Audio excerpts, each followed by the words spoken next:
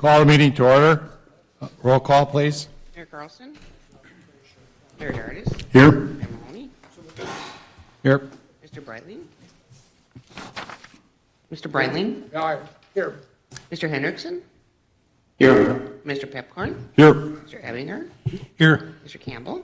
Here. Mr. Capitan. Here. Mr. Grimberg. Here. Mr. Steen. Here. And Ms. Morgan. Quorum is present. This is Mayor Carlson. I'm here too. Thank you. Is there a motion to approve the minutes of the? All those in favor say aye. Aye. Aye. Is there a motion to approve the agenda? So moved. Second. All those in favor say aye. Aye. Aye. You guys are quick today. Consent agenda. Is there a motion to approve the consent agenda? So moved. Second. Roll call, please. Mayor Carlson. Yes. Mayor Dardis. Yes. Mayor Mahoney. Yes. Mr. Breitling. Yes. Mr. Hendrickson. Yes. Mr. Pepcorn. Aye. Mr. Ebinger. Aye. Mr. Campbell. Yes. Mr. Capitan. Aye. Mr. Grimberg. Aye. And Mr. Steen. Yes. Is everyone? Executive Director update. Jason. All right, thank you, Mr. Chair and board members. My biggest update item today is on our Minnesota legislative outcome. So about a week and a half ago on late the Sunday evening at the last day of the session, the Minnesota legislature did approve their $1.2 billion bonding bill, which included $10 million that will go towards the MCC JPA for the Moorhead lift stations, and then any remaining funding for other projects in Clay County or the Buffalo Red watershed. So after several years of getting out and attempting to get some funding, it was really rewarding that we were able to get $10 million out of the legislature. And definitely want to thank all of our partners on the Minnesota side, between Clay County, the city of Moorhead, and Buffalo Red, as well as the Fargo-Moorhead, West Fargo Chamber of Commerce for their support in both working with their lobbyists down in St. Paul in making a push, and for all of the different commissioners and staff members that made trips down to St. Paul during the legislative session and met with a wide variety of House and Senate leadership and members to really make a big push this year for that funding. So again, predominantly the funds will get used for the lift stations, and then any remaining funds will be used for the other mitigation projects between Clay County and Buffalo Red. That's my update, and if anybody's got any questions, I could take those. If not, Very good. Any questions? Thank you. all right, thanks. John Shockley, update.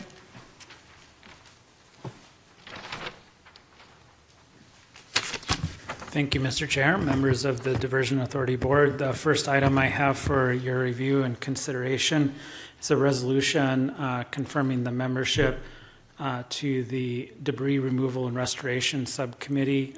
Just a little bit of background. You'll recall that in the prior agreement that was signed between the Wilkin Richland County JPA, the City of Comstock, City of Wolverton, to resolve the upstream coalition's claims. One of the provisions included creating this subcommittee that would help develop the policy for cleanup after project operation. The staff have been working through what a draft policy would look like, but there are some high-level policy questions that really need some input from this committee. The various groups and committees have made recommendations as to membership. That's reflected in the second page of the resolution. Happy to answer any questions. I believe this resolution was recommended for approval by Lands Committee yesterday. Any questions? Do I have a motion? So moved. Is there a second? Second. Roll call. Mayor Carlson. Yes. Mayor Dardis. Yes. Mayor Mahoney. Yes. Mr. Breitling. Yes. Mr. Hendrickson. Yes. Mr. Pepcorn? Aye. Mr. Ebinger? Aye. Mr. Campbell? Yes. Mr. Capitan? Aye. Mr. Grimberg? Aye. Mr. Steen? Yes. And Ms. Morgan? Yes. That is everyone. Thank you, John. Anything else? The next item I have for you, for the board, Mr. Chair, is a memorandum of agreement between the Army Corps of Engineers and the North Dakota SHPO Agency regarding historical preservation of artifacts and different historical items. The Corps of Engineers has been working with North Dakota SHPO regarding the relocation of various structures and the preservation of archaeological artifacts and other items that are required to be protected under various federal law. That includes relocation of some of the historic cabins to Rolog and some of the other things that the board has previously approved. While the authority is not a direct party to this agreement, we've been asked to consent to its approval as it affects some of the program costs. All of these program costs have already been included in the cash budget, so this is just consenting to the approval of the agreement between the Army Corps of Engineers and the state agencies. Any questions? Do I have a motion? Motion to approve. Second? Second. Roll call vote? Mayor Carlson? Mayor Carlson? Mayor Dardis? Yes. Mayor Mahoney? Yes. Mr. Breitling? Yes. Mr. Hendrickson? Yes. Mr. Pepcorn? Aye. Mr. Ebinger? Aye. Mr. Campbell? Yes. Mr. Capitan? Aye. Mr. Grimberg? Aye. Mr. Steen? Yes. And Ms. Morgan? Yes. And that is everyone. WIFIA update, WIFIA loan? Thank you, Mr. Chair. Just provide a brief update to the board regarding the status of the WIFIA loan. We did not make a draw this month as we received invoices from the developer later in the month. We do expect to make a draw from WIFIA in June, and that'll be approximately $70 to $75 million. Just a reminder that total loan value is $569 million. Very good.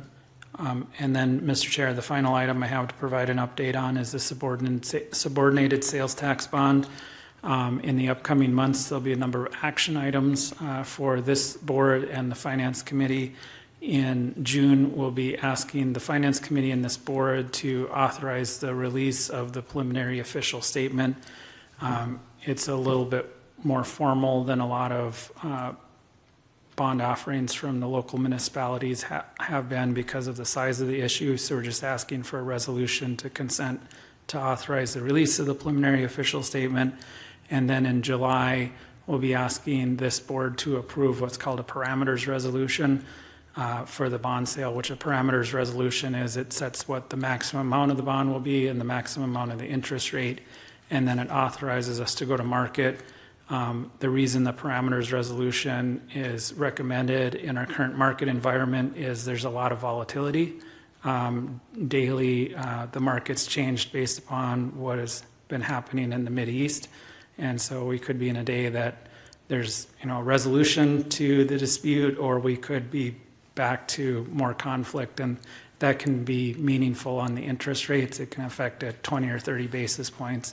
And with over $200 million of temporary debt, 20 basis points means a lot in interest. And so it just gives us some flexibility to market the bond issue on the days or weeks when it makes the most sense. And then finally, there'll be an item before the Fargo City Commission in June.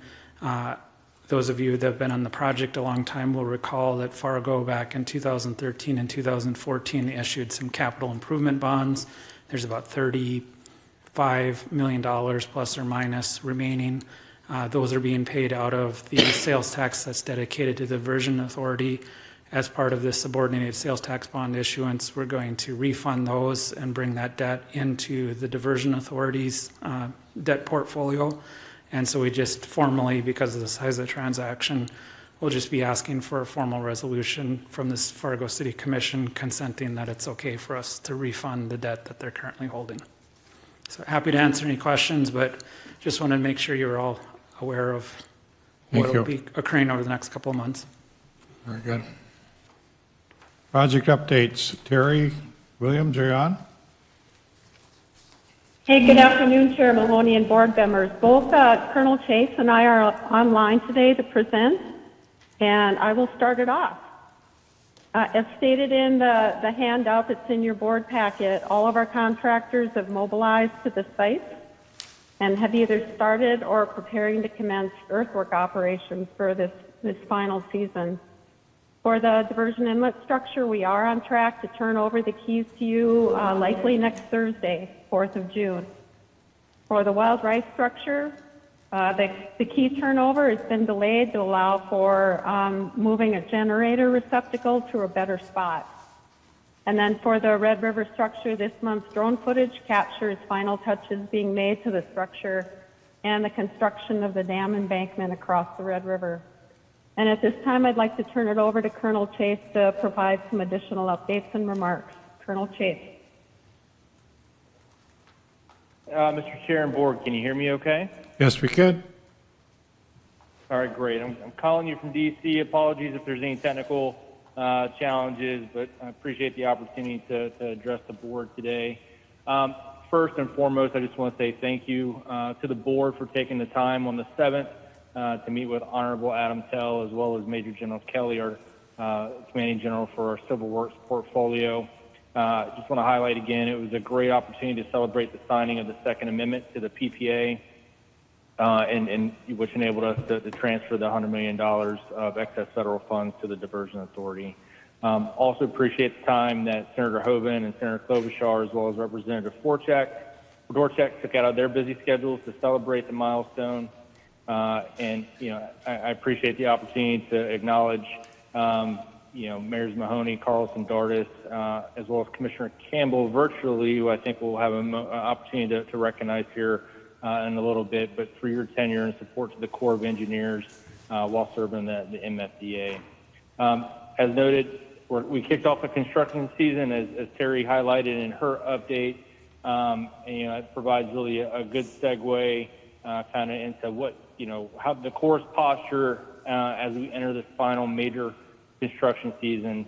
I'm here really to I want to assure to the board and to the public that the Corps is maintaining a proactive posture to anticipate and prevent issues before they arise. We know that there's going to be issues this construction season. Some will include road access, drainage, dust, and weeds. We know those are some major concerns to the community and the producers. So we're going to continue to monitor weather and work site conditions very, very closely throughout this construction season. There will be potentially scenarios and situations, acts of God and so forth, where the Corps may not be able to prevent or some of those issues from taking place.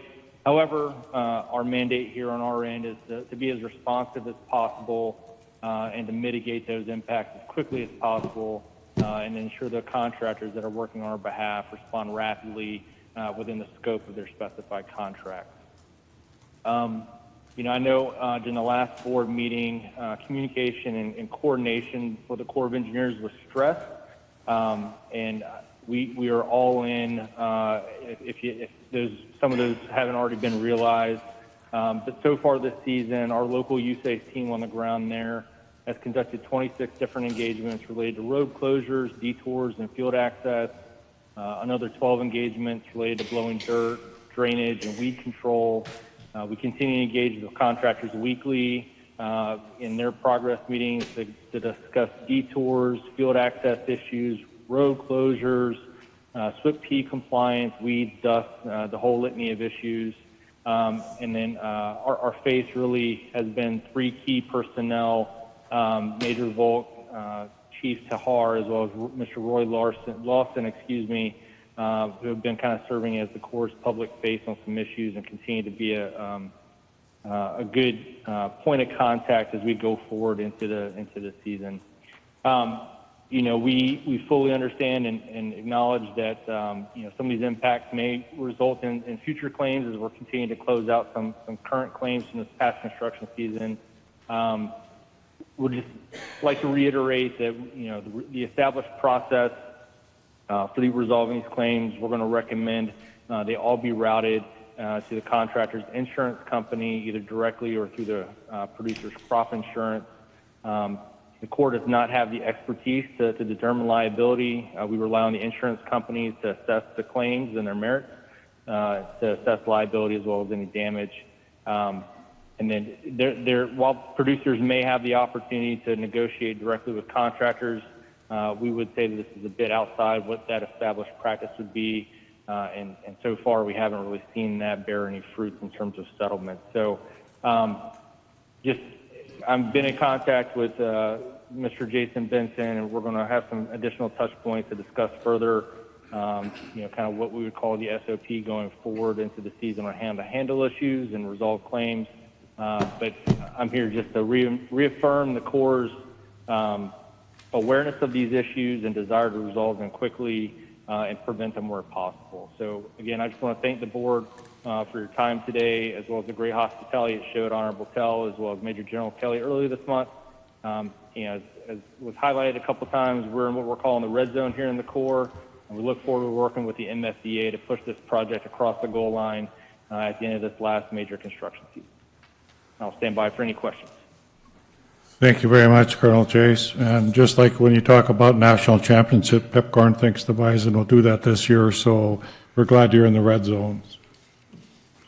Yes, sir. Thank you. Terry, that's okay? The end of your report? That's the end of our report. Thank Chair, you. thank you. Thank you very much for both of you. Appreciate it. Chris, are you ready? I'm ready, Mayor. Okay. Chair Mahoney, Diversion Board members, just a quick update. There is a lot of activity, as Terry alluded to, that's cranking up outside, so we'll hit the highlights today, but just know there's work going on pretty well across our entire 50 miles of construction right now, so you'll see some nice highlights in the drone video, but a couple of milestones that we do want to highlight today. As you see in bullet 1, we did reach interim completion on those 5 items. Can't count today. 1, 2, 3, 4. I count right first time. 4 items. Our first channel reach that we reached interim completion on. That was a good milestone for us. There's many more working their way through the system. So John alluded to that, and likely making another WIFIA draw. So we'll continue to work with the developer to get portions of the project closed.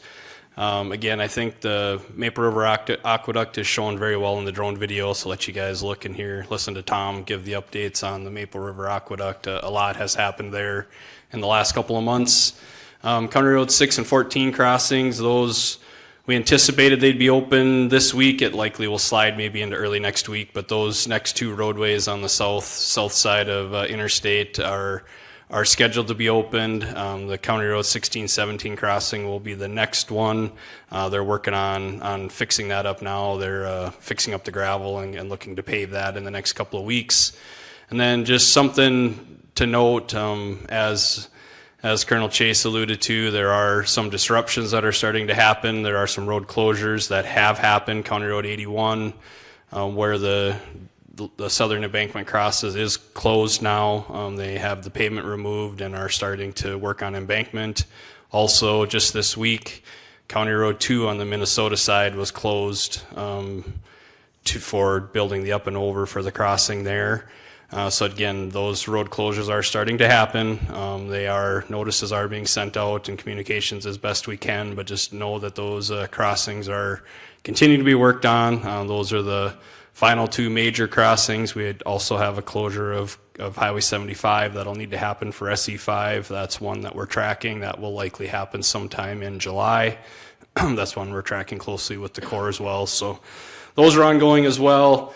I'll hit the utility updates in our P3 updates. So with that probably covers the highlights of items to hit.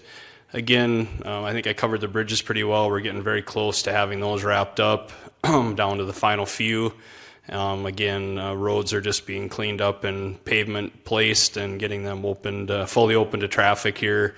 There will be, you might see and notice some signage out on the interstates. They're doing some of the grinding, Commissioner Grimberg, that you mentioned last fall. They're working on some of those things, getting the final touches on that. There's a few areas where they need to do some work, so you'll see some intermittent closures there probably for the next 2 to 3 weeks. Hopefully be done by the end of June. depending on weather and timing and how that goes, but you'll see that as you head north and west out of town. Also, south out of town, there will be the work to fix the expansion joints on the borrow ditch bridges over I-29 that the Diversion Authority is taking on. That work will start here shortly as well, so just be aware that those are happening too. So with that, I take any questions you might have related to the construction update. Any questions? Thank you, Chris. Again, another good safety month. 2 very minor recordable events again, but otherwise, again, with all the activities, heightened awareness and emphasis on safety related to the fact that we have a lot of work going on in a very tight time frame this year. So it's been very much a key focus with our RVA, but again, another good month of work, and again, a few near misses, but those are things that help us get better at what we do. So nothing of significance to report on the safety report this month. So stand for any questions you might have there. We're good. All right, we want to highlight out of the P3 report this month utilities, and we chose to do that because we reached a milestone. We completed our final utility relocation related to the channel this in the last couple weeks. That was the Minnesota Power line crossing the channel. So just a couple of stats. We had 108 utility conflicts related to the 30-mile diversion channel. About 2/3 to 70% of those 108 involved 3 utility companies. So that was CenturyLink, Casserole Water, and Cass County Electric. Again, there was 3 of those that the Diversion Authority took on ahead of the P3 just to help with scheduling. That was New Star Energy, Magellan Pipeline, and then the cell tower that we helped move ahead of construction. So out of that 108, there was 105 that were completed by the developer. And again, that's, I think, a nice overall 17 different utility companies that we're coordinated with. And again, all of the lines that were underground already were lowered and placed underneath the channel. The overhead power lines were expanded and extended across and over the channel. So again, nice milestone to reach with getting all of our utility work cleaned up and closed. So we just wanted to highlight that as a part of the P3 update today. So certainly stand for any questions you might have related to the utilities on the project. Any questions? We're good. All right. We're ready for the drone video.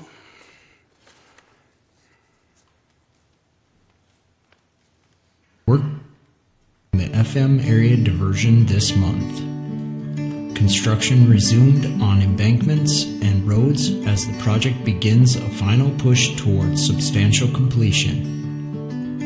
I'm Tom Fuchs, Senior Construction Manager for the Metro Flood Diversion Authority, with this month's construction update.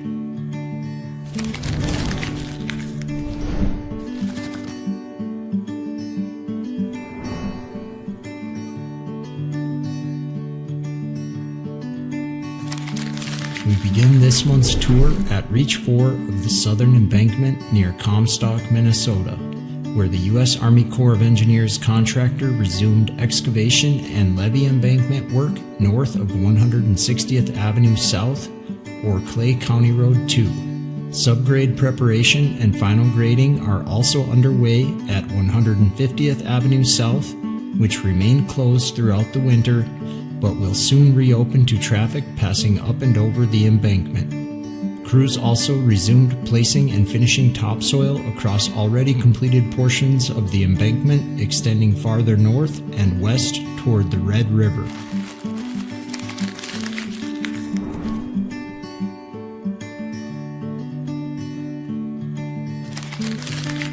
Over at the Red River structure, the largest of 3 gated control structures along the southern embankment, earthwork resumed this month.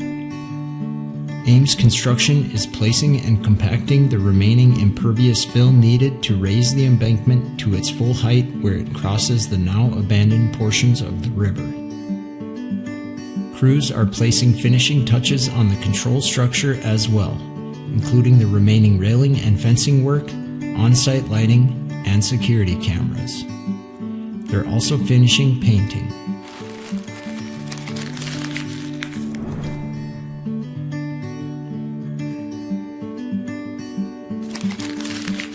Immediately west, at Reach SE3 of the southern embankment, utility relocations are now complete.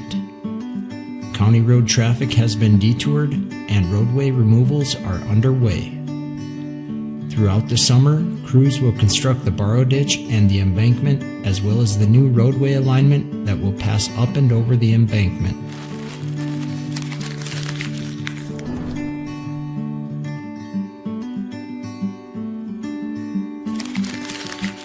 As we shift to the public-private partnership portions of the project, we see ASN constructors resuming roadway work at multiple channel crossings. West of the FM Metro at the I-94 crossing, lane closures are in place to address select concrete pavement panels and provide the overall ride quality required for completing the traveled lanes. Crews are also installing the remaining electrical and communications conduits and constructing levee and drainage ditch connections where the stormwater diversion channel meets and interacts with the interstate on both sides.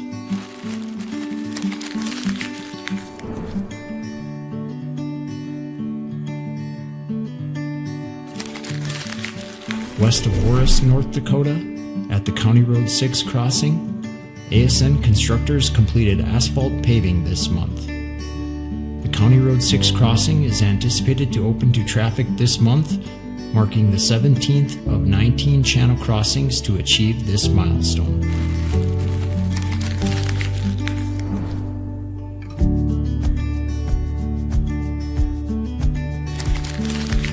A few miles north, in Reach 11 of the channel, our drone view captures the relocation of the Moorhead Public Service 115 kilovolt overhead transmission line. Crews installed new poles straddling the diversion channel and raised the line's conductors to provide the vertical clearance necessary. This marks the completion of the final utility to be relocated as part of the stormwater diversion channel.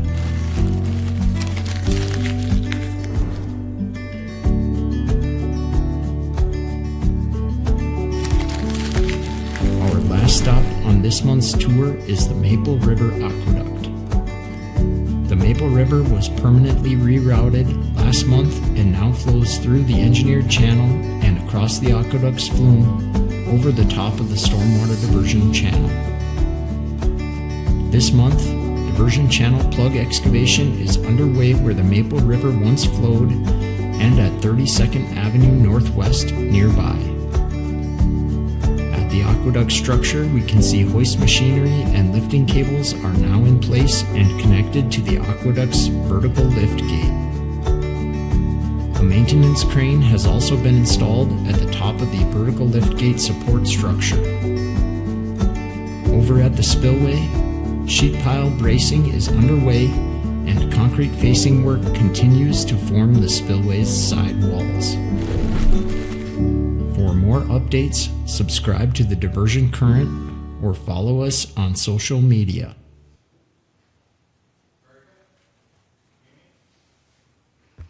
Good afternoon, Mr. Chair and members of the board. This past month, we had quite a few media relations interactions. The April construction update received some good coverage. Of course, we also had the PPA amendment signing and the news release on the Minnesota bonding bill funding that we received. We also shared news on the County Road 6 opening and just this week, some releases regarding lane closures and a detour. The newsletter focused on in-town work last month, had a good open rate and click-through rate again, and next month will be focused on land management. In terms of outreach, we helped provide kind of that last home stretch to help with the Minnesota legislature with some messaging. And then we also received some recognition for products produced last year from the North Dakota Professional Communicators Communications Contest, with the first place in infographics, website maintenance, newsletter, social media campaign, and social media presence, second place for internal communications, and third place for video for web. And that's my update this month, but I'm happy to answer any questions. Any questions? Thank you. Justin, land management update? Thank you, Mr. Chairman. I have a quick update to give today regarding land management. A couple key activities that I want to highlight. We still have only had those 3 trials in Cass County, but to date, we currently have 13 pending settlement offers with property owners. A big piece to note on key activities right now is the number of closings that we actually have pending, meaning that we've met financial agreements. We're just finalizing paperwork and those closing dates for those agreements. We have 35 parcels amongst 18 owner groups that we are pushing through, and we'll see those finalized in the future. That will feed into the number of acres of those flowage easements acquired and reduce some of that outstanding acres that we have. In addition, we did get concurrence for that subcommittee for post-operation cleanup and restoration program. We have the nominations from the various boards, and so our goal is to get those 2 full-time producers on board from Richland Wilkin, JPA, and we'll be able to start meetings with that to get that program set up with input from that subcommittee. And then lastly, we are working on that crop loss program. Moving on to our infographic we show every month. Green indicates all the acquired flowage easements that we have. On the left-hand side is the entire project footprint, and then the upstream mitigation area is on the right-hand side. The blue area is areas that are actually currently being negotiated, and then red in eminent domain at this time. The next 3 slides, they're pretty boring. I did note all the closings that we're waiting on, and so we do not have any updates in terms of overall changes. They are the same as when I reported last month. But like I said, as we get those closings, we'll start feeding those through and we'll start seeing a lot of bump ups in that process.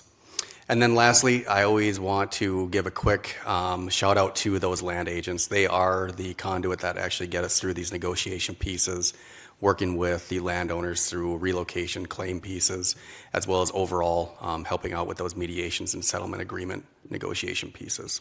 With that, I'd be more than happy to take any questions. Any questions? Thank you.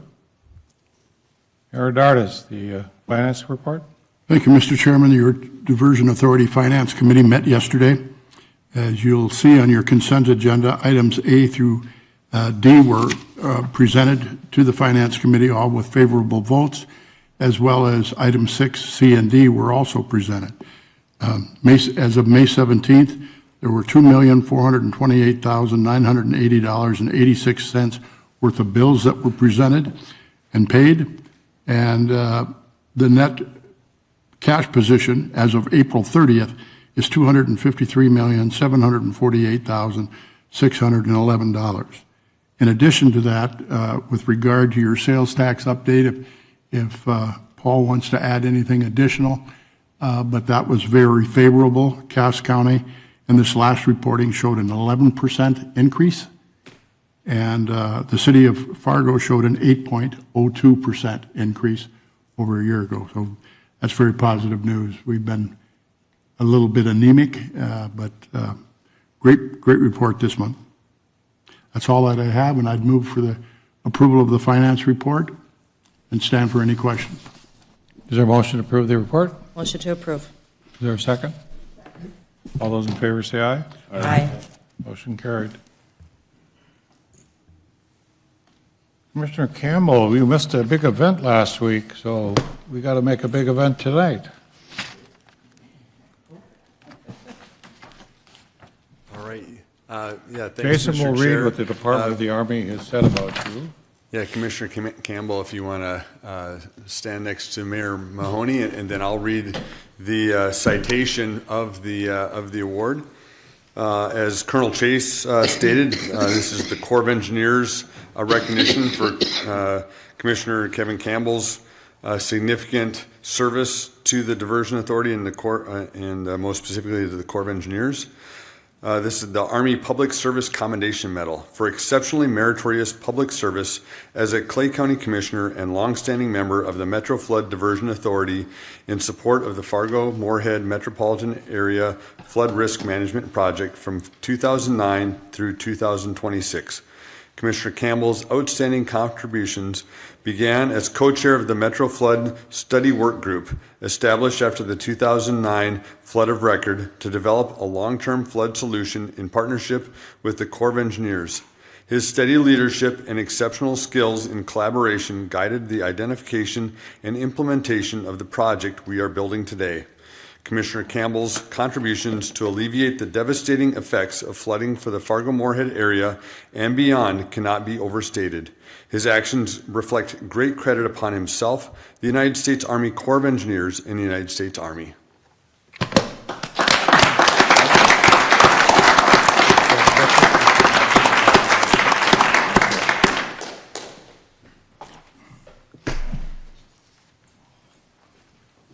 You missed the senator and all the Corps people shaking your hand, Kevin, so Bernie and Shelley and I will have to tell you it was a great honor. So.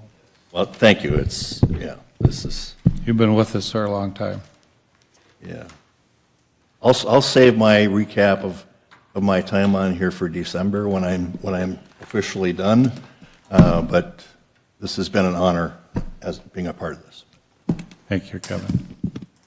We have no speakers today.